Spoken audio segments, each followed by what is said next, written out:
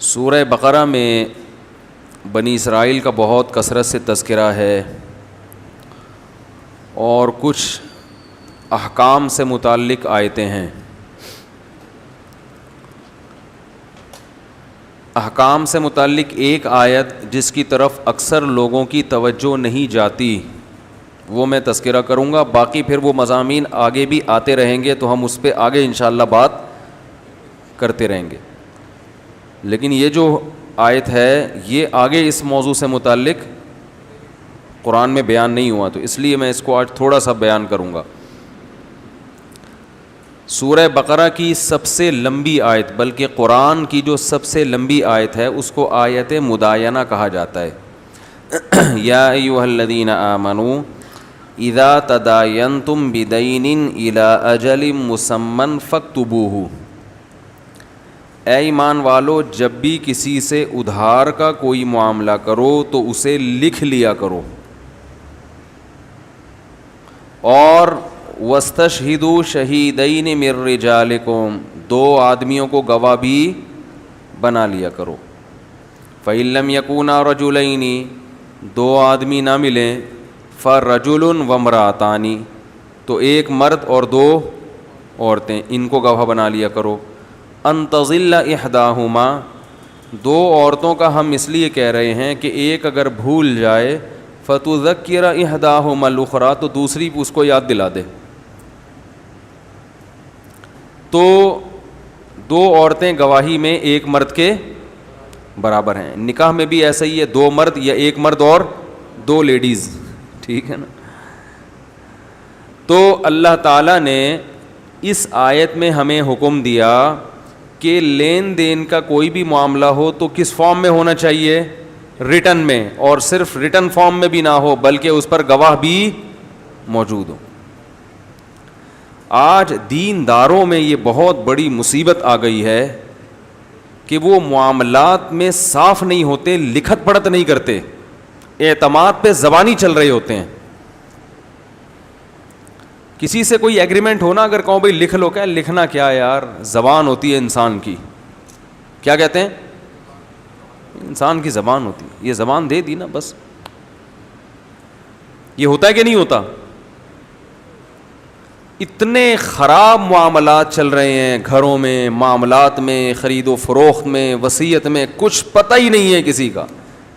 اس کے بعد جو بدگمانیاں پھیلتی ہیں, لڑائیاں ہوتی ہیں, آپس میں اختلاف ہوتا ہے, گولیاں چلتی ہیں, وہ صرف اس لیے ہوتی ہیں کہ شروع سے معاملات کلیئر بولو بھائی نہیں ہوتا. میں نکاح پڑھاتا ہوں نا تو مہر کی جگہ خالی ہوتی ہے. میں کہتا ہوں مہر, کہہ رہے ہیں وہ تو ابھی تک ہم نے آپس میں طے ہی نہیں کیا. کیوں طے نہیں کیا بھائی؟ کہہ رہے ہیں وہ جو چاہے لکھ لیں. میں نے کہا ٹھیک ہے میں 3 کروڑ روپے لکھ رہا ہوں. میں کیا لکھ رہا ہوں بھائی؟ میری شادی تھوڑی ہو رہی ہے جو قاضی صاحب جو چاہے لکھ لیں. لڑکے سے پوچھو, اب لڑکا وہاں شرمندہ, اب لڑکی والے وہاں جو بھی بول دیں وہ کم کراتے ہوئے شرم محسوس کر رہا ہے. اور اگر لڑکے سے پہلے پوچھ لو کتنا تو وہ اتنا تھوڑا بتائے گا کہ اب لڑکی والے بڑھاتے ہوئے شرم محسوس کر رہے ہیں. بھرے مجمع میں لوگ کیا بولیں گے بھائی؟ تو یہ ہے معاملات. یہ تو پہلے سے طے ہونا چاہیے نا کہ مہر کتنا ہونا چاہیے, اور لکھوا لیں. نکاح نامے پہ پہلے مہر, سب سے پہلے کیا لکھوانا ہے؟ مہر. تو معاملات میں لکھت پڑھت اور اس میں صفائی نہیں ہے ہمارے معاشرے میں. وراثت میں تو بہت ہوتا ہے. یہ جو قرآن کی آیت سمجھ میں آئی, نبی صلی اللہ علیہ وسلم نے ارشاد فرمایا, صحیح بخاری کی حدیث ہے کہ کسی مسلمان, کسی شخص کے لیے جو آخرت پر ایمان رکھتا ہو, اللہ رسول پہ ایمان رکھتا ہو, یہ حلال نہیں ہے کہ اس کے ذمے کوئی مالی لین دین ہو اور وہ لکھے نہیں اس کو, اور 3 دن گزر جائیں اس پر. مالی لین دین ہو اور 3 دن گزر جائیں اور وہ لکھے نہیں. بتاؤ آپ میں سے کتنے لوگ ہیں جنہوں نے اپنا سارا حساب و کتاب لکھا ہوا ہے اور اسے اپڈیٹ کرتے رہتے ہیں؟ میرا خیال ہے شاید ایک آدھ ہو. کوئی ہے تو ہاتھ کھڑا کرے ذرا. آپ نے لکھا ہوا ہے, آپ نے لکھا ہوا ہے, سب لکھا ہوا ہے. چلو 2-4 نکل آئے. آپ نے بھی لکھا ہوا ہے, میں نے بھی لکھا ہوا ہے الحمدللہ. تو ایک ایک چیز کس میں ہونی چاہیے؟ میں تھوڑا اپنا بتا دیتا ہوں میں نے کیا لکھا ہوا ہے, صرف شو مارنے کے لیے نہیں, یہ بتانے کے لیے کہ ایسے لکھا جاتا ہے. میں نے لیپ ٹاپ میں ایک فولڈر بنایا, اس کے اوپر لکھا وصیت نامہ, یعنی میں اگر مر جاؤں تو یہ فوراً کھول کے دیکھ لیا جائے. اس میں اپنے گھروں میں جو کچھ سامان ہے ان میں کون سا میرا ذاتی ہے, کون سا گھر والوں کا ہے, وہ لکھا ہوا ہے. باہر یہ سمجھ میں اگر مر گیا تو پتہ ہونا چاہیے کہ کس مال میں وراثت جاری ہوگی اور کون سا مال میرا نہیں, کیونکہ اس میں بدگمانی ہو سکتی ہے, بدگمانی ہو سکتی ہے. یہ لکھا ہوا ہے میں نے. میرے ذمے کسی کا کوئی لین دین ہے, مہر کی مد میں ہو یا کسی بھی مد میں ہو, وہ سارا لکھا ہوا ہے کہ کیا میں پے کر چکا ہوں اور کتنا میرے ذمے, بولو بھائی, باقی ہے. بینک میں جو رقم پڑی ہوئی ہے اس رقم میں پوری ڈیٹیل میں ایک ایک چیز لکھی ہوئی ہے, اس میں کتنی زکوٰۃ کی ہے, میں مر جاؤں تو یہ کس کو دینی ہے یہ بھی لکھا ہوا ہے, کتنا نفلی صدقہ ہے, میں مر جاؤں تو وہ کس کے ہاتھ میں پہنچانی ہے یہ بھی لکھا ہوا ہے, کتنی رقم ایسی ہے جو اس کے علاوہ کسی اور مد میں ہے, مثلا کسی نے ویسے ہی بھیجی تھی کہ فلاں وسیم بھائی کو پہنچا دینا اور وہ ابھی میں نے نکالی نہیں اور میں مر گیا, تو یہ فلاں شخص کی ہے جو امانت ہے اور اس امانت کو اس نمبر پہ, بولو نا بھائی, پہنچا دینا ہے. اور یہ بھی اس میں, اور میری ذاتی کتنی ہے جس میں وراثت جاری ہوگی یہ بھی. اب بینک میں تو رقم اوپر نیچے ہوتی رہتی ہے نا ہر وقت, کب تک بیٹھ کے لکھتے رہو گے؟ اب نہیں آ رہا بھائی آپ کو سوال پیدا ہوگا کہ یہ تو روزانہ رقمیں آتی جاتی رہتی ہیں, کیا صبح سے شام بیٹھ کے یہی کرتے رہیں گے؟ بھائی وہ تو ہر وقت وہ سارا چینج ہوتا رہتا ہے نا, کہ بھائی کوئی رقم آ رہی ہے کوئی جا رہی ہے, تو وہ ایسے چینج ہوتا رہتا ہے کہ اس کے لیے ایک الگ پیج بنایا ہوا ہے, میں نے ایک الگ پیج بنایا ہوا ہے. اس پیج پہ ڈیٹ لکھی ہوئی ہے, ڈیٹ لکھی ہوئی ہے اور اس میں لکھا ہوا ہے ٹوٹل بیلنس فلاں تاریخ کو بینک میں اتنا ہے, اس میں سے زکوٰۃ اتنی جو فلاں کو دینی, فلاں اتنا یہ بھی. اب زکوٰۃ میں سے جو پیسے مائنس ہوں گے وہ میں جیسے ہی کسی کو چیک کاٹ کے دیتا ہوں نا, فوراً وہاں سے لیپ ٹاپ پہ کیا کرتا ہوں اس کو مائنس, اور وہ سنک ہو کے خود بخود گوگل ڈرائیو پہ, بولو نا بھائی, سیو ہو جاتا ہے. یہ ہو نہیں سکتا کہ میں نے کسی کو چیک کاٹ کے دیا ہو اور وہ وہاں سے مائنس اسی وقت نہ کیا ہو. نہیں آ رہی بات؟ جیسے ہی کوئی رقم میرے اکاؤنٹ میں آتی ہے, موبائل پہ میسج آ گیا یا بینک کا نوٹس آ گیا یا کسی نے کال کی کہ اتنے پیسے بھیجے ہیں, فوراً وہ پلس کس شکل میں لکھ لیتا ہوں کہ مثلا زکوٰۃ میں آئے نا تو پلس اتنے اماؤنٹ اور اوپر ڈیٹ کہ آج کی تاریخ میں یہ جو اماؤنٹ آیا تو یہ کس مد میں ہے, یہ زکوٰۃ میں. اور زکوٰۃ کا پہلے سے بتایا ہوا ہے کہ کیا کرنا ہے, اس کا صدقے کا پہلے سے بتایا ہوا ہے جو ہے. میں کیوں ساری باتیں بتاؤں کیا کیا ہے میرے پاس, میں ایک مثال دے رہا ہوں. تو ایک وہ روزانہ ہوتا رہتا ہے روز کے حساب سے, اور وہ سنک ہو کے گوگل ڈرائیو پہ, اور گوگل ڈرائیو کا پاس ورڈ اپنے کسی قابل اعتماد آدمی کو دیا ہوا ہے کہ میں مر جاؤں تو یہ پاس ورڈ ہے, یہ فوراً کھول کے یہ فائل نکال لینا. نہیں آ رہی بات؟ آ رہی ہے الحمدللہ. اگر کوئی رقم گھر میں پڑی ہے, جیسے یہاں بھی تو بعض دفعہ کوئی آتا ہے نا زکوٰۃ کی رقم ہے, تو فوراً لفافے میں وہ ایک جگہ ہے وہاں رکھ دی, وہ جگہ آپ کو نہیں بتا سکتا میں, اور وہ اپنے خاص قابل اعتماد لوگوں کو بتایا بھائی میں مر جاؤں تو وہ یہاں بھی ہو سکتا ہے کچھ رقم ہو, اور ہر لفافے پر لکھا ہوا ہے. اس میں سے اگر کچھ پیسے نکلیں گے تو وہ اسی لفافے پہ مائنس لکھا ہوا ہوگا, مائنس اس میں سے اتنے نکل چکے ہیں. آج ابھی اگر میرا انتقال ہو جاتا ہے نا, الحمدللہ, اللہ نہ کرے, لیکن اگر میرا انتقال ہو گیا تو الحمدللہ اس پر کہہ رہا ہوں کہ میرے گھر والوں کو, دوست احباب کو ایک چارآنے کے بارے میں بھی کنفیوژن نہیں ہوگی کہ یہ کہاں, بولو بھائی, پہنچانے. اور اگر کسی کی میرے پاس امانت پڑی ہوئی ہے, امانت کے طور پر بڑی رقم ہے یا چھوٹی رقم ہے, تو میں جس کے پیسے میرے پاس ہوتے ہیں اس سے بھی کہتا ہوں کہ اگر آپ مر گئے تو مجھے کوئی نمبر بتاؤ کہ میں یہ رقم وہاں تک پہنچاؤں. وہ کہتا ہے کیوں, میں تو جوان ہوں بھائی, میں نہیں مر رہا. میں کہتا ہوں کوئی بھروسہ نہیں ہے کسی کا, کوئی بھی کسی ٹائم آپ مر گئے تو آپ کوئی قابل اعتماد آدمی بتاؤ جس کو یہ رقم فوراً میں فون کر کے پہنچاؤں. کیونکہ جب بندہ مر جاتا ہے نا, تو اگر اس کے کسی رشتے دار کو پکڑا دو تو وہ ایسے پی جائے گا, وہ بتائے گا ہی نہیں کسی کو, وہ کھا جاتا ہے. تو کسی کی امانت میرے پاس رکھی, میں کہتا ہوں آپ اپنے خاندان کا ایسا آدمی بتاؤ, کیونکہ جس نے امانت رکھوائی اس کو پتا ہے اور مجھے پتا ہے کہ اس کی امانت میرے پاس, کسی تھرڈ پرسن کو نہیں پتا ہوتا. تو میں کہتا ہوں ایسا تھرڈ پرسن مجھے بتائیں کہ اگر آپ مر گئے, اور کسی بھی وقت کوئی بھی مر سکتا ہے, تو ایسا قابل اعتماد ہو کہ وہ آپ کی وراثت آپ کے بچوں میں شریعت کے مطابق تقسیم کر لے, وہ کھانے والا نہ ہو. تو وہ ڈھونڈ کے تلاش کر کے بتاتے ہیں, نمبر دیتے ہیں مجھے, وہ نمبر میں سیو کرتا ہوں اس کا, اور وہ بھی گوگل ڈرائیو پہ, ہر چیز گوگل ڈرائیو پہ سیو, اور اپنے خاص معتمد لوگوں کو اس کا پاسورڈ. آپ کہیں گے بھائی وہ تو آپ کی پرائیویسی کی, تو پرائیویسی کے لیے الگ گوگل ڈرائیو بنا لو. ایک گوگل ڈرائیو پہ گورنمنٹ کی طرف سے کوئی پابندی تھوڑی ہے کہ ایک آدمی ایک ہی بنا سکتا ہے, نہیں یاری بات میرا خیال ہے. تو ایک ایک چیز کیا ہونی چاہیے آپ کی لکھی ہوئی.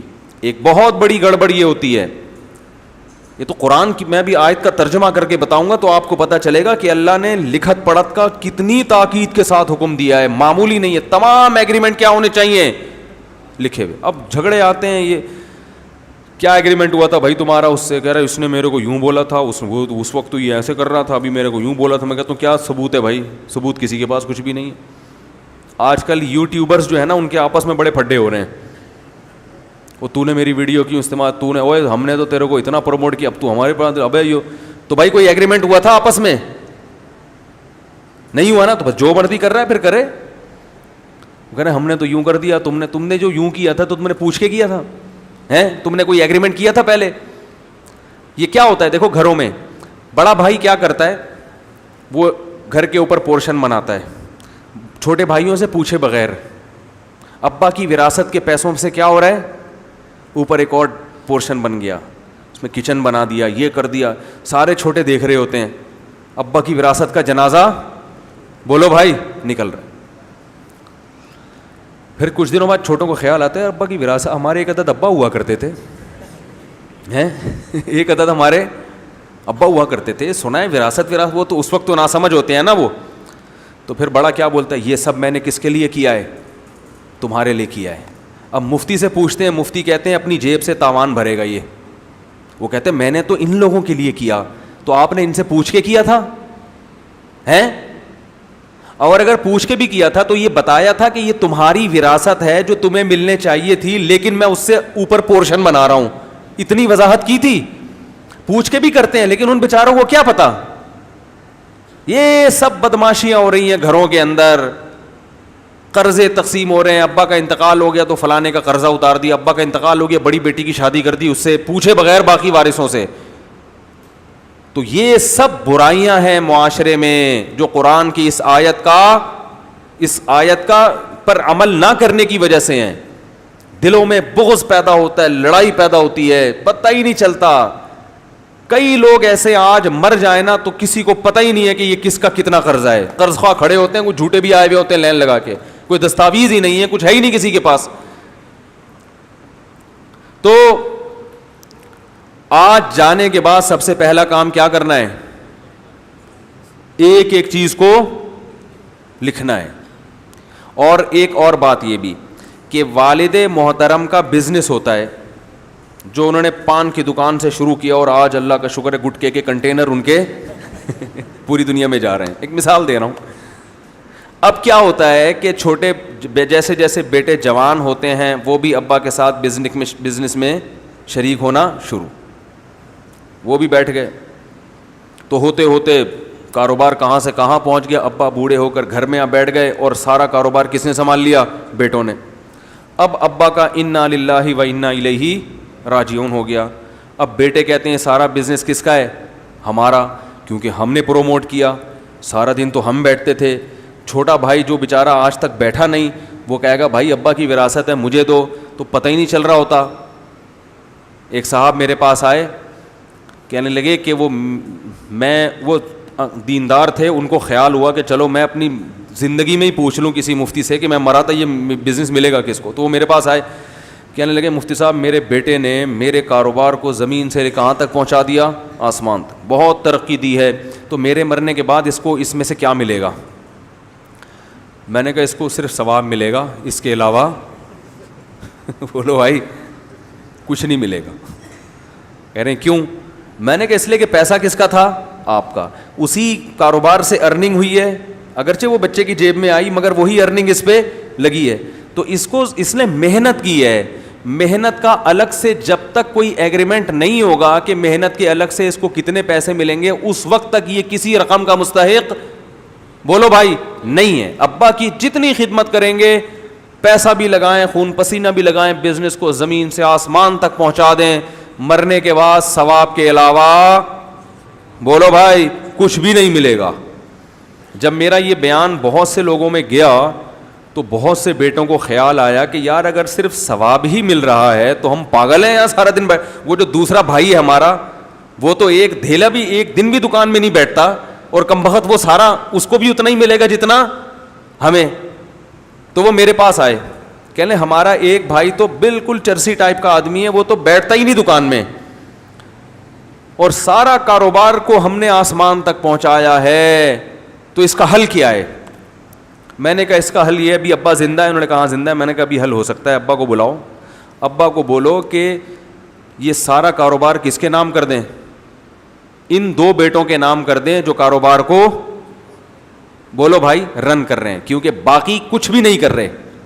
رہا یہ مسئلہ کہ بیٹیاں بیچاری کیا ہوں گی, تو کچھ حصہ ابھی سے بیٹیوں کو دے دیں, اور خود کیا کریں زیرو ہو کے, کیونکہ بوڑھے ہو گئے ہیں بچے ماشاءاللہ ان کے دیندار تھے, سنبھال لیں گے. یا بیٹیوں کے لیے کوئی وصیت تو خیر نہیں لکھ سکتے اولاد کے لیے, تو باقی یہ کہ جب مریں گے تو جو بچے گا اس میں سب کو برابر ملے گا. تو بہتر یہی ہے کہ بیٹیوں کو ابھی سے کچھ گفٹ دے دیں, تحفے میں دے دیں کچھ, تاکہ وہ ایسا نہ ہو کہ بالکل ہی محروم ہو جائیں. اور وہ جو مکھنچو پڑا رہتا ہے, تو پھر جب آپ دنیا سے جائیں گے تو اس کو صبر کے ثواب کے علاوہ پہلے تو ان کو صرف ثواب مل رہا تھا نا, اب وہ جو کسی کام کا نہیں ہے, ثواب کس کے کھاتے میں چلا جائے گا بولو بھائی اس کے. وہ جب ابا دنیا سے جائیں گے تو ابا سب کچھ پہلے ہی دے چکے ہوں گے, بزنس سارا بیٹوں کو دے چکے ہیں, باقی جو بچا بیٹیوں کو دے چکا. وہ جو ہر وقت صلواتیں سنتا رہتا تھا, کسی کام کا نہیں تھا, تو جب وراثت ہی باقی نہیں بچے گی تو اب ثواب کس کے حصے میں چلا جائے گا؟ پہلے ان محنت والوں کو صرف ثواب مل رہا تھا, اب ثواب کس کو ملے گا؟ تو یہ ایک طریقہ ہے جو ان لوگوں کے لیے جو نالائق بیٹے بھی ہوتے ہیں جن کے.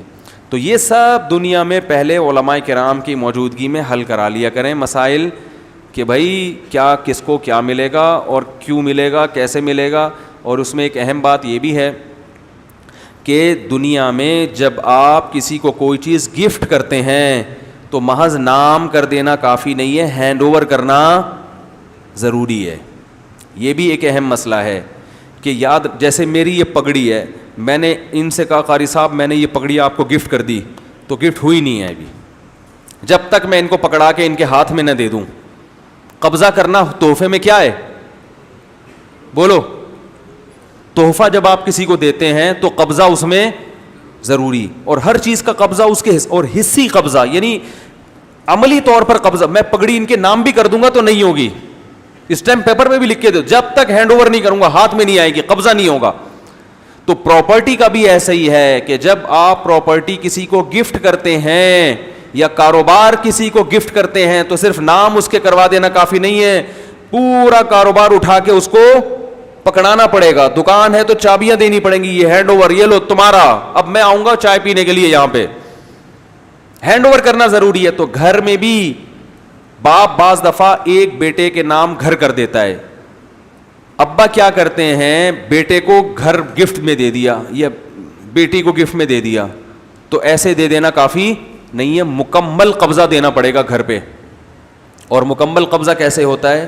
یا تو سامان سمیت گھر گفٹ کر دیں اور خود باہر نکل جائیں تھوڑی دیر کے لیے, یا سامان اگر نہیں دے رہے ہیں تو سامان سارا اپنا باہر نکالنا پڑے گا.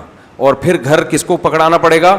بیٹے کو. اس کی چابیاں پکڑا دیں, بیٹا آپ گھر میں چلے جاؤ. اس طرح سے عملی طور پر جو پریکٹیکلی جس کو کہتے ہیں نا, وہ قبضہ ہونا ضروری ہے. لوگ یہ کچھ نہیں کرتے, بس ڈاکومنٹ میں نام کر دیا یہ میری بیٹی کا, یہ میرے بیٹے کا. پھر جب وہ مفتیان کرام کے پاس جاتا ہے, وہ کہتے ہیں یہ آپ کا نہیں ہے, اس میں وراثت جاری ہوگی, تو پھر آپس میں کیا ہوتا ہے؟ لڑائی ہوتی ہے. پھر مفتیوں کے کوئی جس کو جو ہے نا گھر جس کے کو مل رہا ہوتا ہے, اس کو مفتیوں کا فتویٰ بہت اچھا مل رہا ہوتا ہے, جس کو نہیں مل رہا ہوتا وہ کہتے ہیں یہ مفتی لوگ پتہ نہیں یہ اپنی مرضی کے فتوے دیتے رہتے ہیں بیٹھ کے. تو ہینڈ اوور کرنا ضروری. تو مالی معاملات میں اسلام نے بہت تاکید سے حکم دیا ہے کہ ہر چیز کی لکھت پڑھت, بولو بھائی, ہونی. ہاں چھوٹے موٹے معاملات جو دن اور رات ہوتے رہتے ہیں, دکان سے گئے, یار ایک میٹھا پان لگا کے دے یار, اس نے پان لگا کے جیب میں ہاتھ ڈالا, پیسے ہی نہیں ہے. تو اب یہ نہیں کہ اسٹیمپ پیپر لینے جا رہا ہے وہ کہ یار 10 روپے کے پان کا کیا کرو کہ میں نے تمہیں 10 روپے دینے ہیں کل, اور 2 گواہ بھی لے کر آوے ہیں. تو چھوٹی موٹی چیزیں 10 15 20 روپے, اس میں لکھت پڑھ ضروری نہیں ہے. تو یہ ایک بہت اہم ترین آیت ہے سورہ بقرہ کی, جس پر لوگ عمل نہیں کرتے, اور اللہ نے اس کی بہت تاکید کی ہے. تمام معاملات کیسے ہونے چاہیے. اور یہ بھی ایک بات بتاؤں, میاں بیوی کے جو جھگڑے ہوتے ہیں نا, جب ان میں صلح ہوتی ہے اور پھر کچھ شرائط طے ہوتی ہیں, تو ان کو بھی ریٹرن میں لانا ضروری ہے. کئی کیسز ایسے آئے ہیں, شرائط طے ہو گئی, آپس میں چلے گئے, وہ بھول گئے, پھر وہ کیا ہیں, یا کسی کو اپنی والی یاد ہے, اپنے اوپر جو شرطیں تھیں وہ یاد نہیں رہتی, تو وہ بھی صلح کا بھی اصول کیا ہے, جو ہوگا بھائی یہ ہے, اس کے مطابق طے ہوگا. تو ہر چیز جو بھی اہم ضروری چیزیں ہیں وہ کس میں ہونی چاہیے؟ ریٹرن میں. اور یہ یاد رکھیں کہ لوگ کیا کرتے ہیں, آپس میں بہن بھائیوں میں جو معاملات ہوتے ہیں اس کو ریٹرن میں نہیں لے کر آتے, حالانکہ اس کو ریٹرن میں لانا زیادہ ضروری, کیونکہ رشتے یہاں سے ٹوٹتے ہیں. غیر کے ساتھ لڑائی ہو جائے یہ اتنی بری نہیں ہے, اپنوں کے ساتھ لڑائیاں ہو جانا, بولو بھائی, بہت برا عمل ہے. میرے پاس کئی لوگ آتے ہیں کہ جی وہ ابا کی وراثت تقسیم ہوئی, یہ چیز مشترک ہے. میں نے کہا بابا مشترک نہیں رکھنا پڑا. مشترک میں یہ ہوگا کہ ایک گھر میں سب مشترک رہیں گے, دوسرا کچھ بھی کام کرے گا تو اس کو کھلے گا, یہ بولے گا یہ نل کا یہاں کیوں لگا رہا ہے, میرے لحاظ سے تو یہ نل کا ٹھیک نہیں ہے. وہ کہے گا تیرے باپ کا گھر ہے, میرا بھی تو ہے اس میں حصہ. تو پھڈے وڈے, تو بہتر ہے کہ تمیز سے الگ الگ رہو اور دل کو آپس میں جوڑ کے رکھو. اور خود فزیکلی جڑ کے رہو گے, دل آپس میں ٹوٹے رہیں گے, یہ چیز نقصان دہ. اور ایک ظلم یہ بھی ہوتا ہے کہ ابا کے مرنے کے بعد اکثر امائیں یہ کرتی ہیں کہ ابا کی وراثت سے بیٹیوں کی شادیاں کرنے لگتی ہیں. وہ ابا کی وراثت سے کیا کرتی ہیں؟ بیٹیوں کی شادی. بیٹے اپنا حصہ مانگے تو اماں غیرت دلاتی ہیں, دودھ نہیں بخشوں گی اور تیری بیٹیاں بھی ہو وہاں ہو, یہ سب ہو جاتا ہے. تو آپ کو وراثت تقسیم کرنی پڑے گی. پھر بھائیوں کو چاہیے وہ مل جل کے اپنی بہن کا خیال کریں. اول تو لڑکی کی شادی پہ تو کوئی خرچہ ہے ہی نہیں, لیکن چلو معاشرہ کروا رہا ہے تو پھر یہ, لیکن وراثت میں سے کوئی بھی حصہ کسی کے لیے نہیں رکھا جاتا. تو بعض مائیں تو بیٹیوں کے لیے کرتی ہیں, بعض بیٹیوں پہ ظلم کرتی ہیں کہ بیٹیوں کو دینے نہیں دیتی. وہ کہتی ہیں بیٹوں کا ہے, بیٹیاں وہ تو اپنے گھر کی ہو گئی. جو اپنے گھر کی ہو یا نہ ہو, کروڑ پتی ہو یا غریب ہو, وراثت میں اس کو حصہ اتنا ہی ملے گا جتنا غریب کو ملے گا, اور ملے گا. سمجھ رہے ہیں کہ نہیں سمجھ رہے؟ اور بیوی کو ملے گا, بہنوئی کو نہیں آ رہی بات, بہن کو ملے گا, بہنوئی کو. یہ بھی گڑبڑ ہوتی ہے, بہن کا حصہ بہنوئی مانگنے آ رہا ہوتا ہے, دے میری بیوی کا حصہ. او بھائی تیرا تھوڑی ہے. تو بہن کو جب وراثت دینی ہو چپکے سے بلاؤ, چیک پکڑا دو, بولو پتلی گلی سے نکلو, بھیا کو پتا, یعنی آپ کے بھیا, ٹھیک ہے نا, جو بہنوئی ہیں ان کو پتا نہ چلے. بہت کم شریف قسم کے بہنوئی مارکیٹ میں پائے جاتے ہیں کہ جو بیوی کی وراثت ملے تو بڑے خوش ہوتے ہیں اور کہتے ہیں بیگم چلو اچھا ہوا اللہ نے تمہیں بھی. ورنہ وہ ہوتا یہ ہے اکثر و بیشتر کہ بیگم سے کہتے ہیں مجھے دے دو, میں بزنس میں لگانا چاہتا ہوں. اور لینے کے بعد پھر آج کل لوگ چنگیز خان کے ساتھ اگر کوئی شرکت کا معاملہ ہو نا, اس کو پروفٹ نہیں دیتے, بیوی کو کون دے گا پروفٹ؟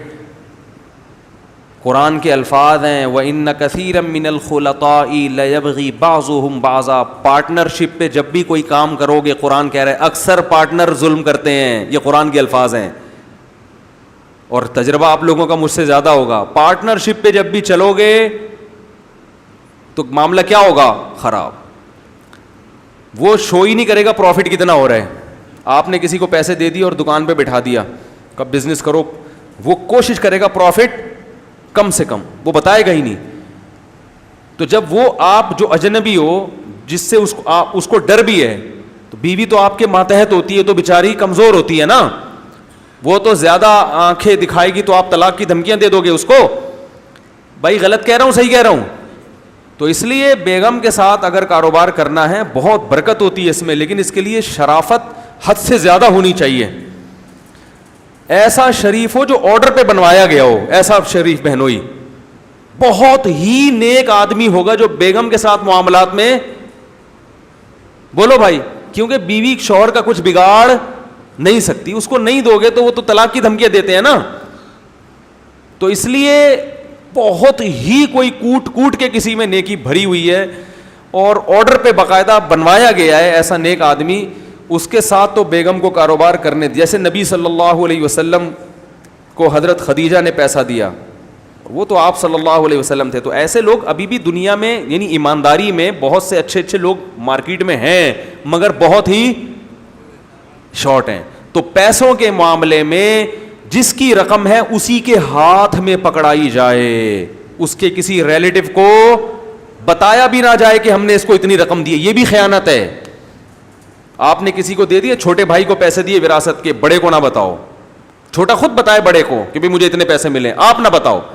یہ بہت گڑبڑ ہو رہی ہے آج کل. کسی کی امانت ہوتی ہے, مجھے یہاں ایسا ہوتا ہے کوئی صاحب زکوٰۃ کی رقم دینے کے لیے آئے, میرے پاس فون آیا کہ آپ تھے نہیں تو میں نے فلاں کو پکڑا دیے. میں نے کہا گئی دفعہ ہو, اب مجھ سے نہیں پوچھنا کہ کہاں گئی, کیوں پکڑائی فلاں کو بھائی آپ نے. تو میرا کوئی نمائندہ کہیں بھی نہیں ہے, یہ صرف اپنی بات نہیں کر رہا, میں ایک اصولی بات کر رہا ہوں. جب کسی کو جو چیز, یا تو کسی نے کہا ہو کہ فلاں کو پکڑا دو, جب تک نہیں کہا تو آپ نے کیوں پکڑائی کسی کو, یہ تو خیانت ہے. پھر اس میں یہ بھی ہوتا ہے کہ آپ جب کسی کو پکڑا, جیسے آپ نے کسی اور کو پکڑا دی, 1,00,000 روپے مثلاً پکڑا دیے, اب دوسرے کے دل میں کیا آ جاتی ہے, لالچ, کہ مفتی صاحب کو 1,00,000 روپے زکوٰۃ کے دیے, تو وہ آ جائے گا, وہ گھر کے گرد کیا شروع کر دے گا, طواف.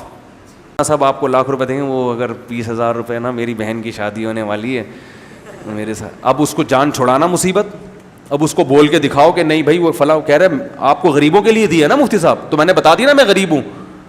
یہ سارے معاملات کہاں ہوتے ہیں, پیسوں کی لالچ ہر آدمی میں ہے, ہر آدمی میں. اگر کسی کو پتہ چل جائے نا اس کی جیب میں 1,00,000 روپے زکوٰۃ کے ہیں, آدھے لوگ یہاں کیا بن جائیں گے, غریب. بولیں گے یار وہ اصل میں ابھی تو سب ایسے ایسے کر رہے ہیں, بعد میں ان سے ملیں گے.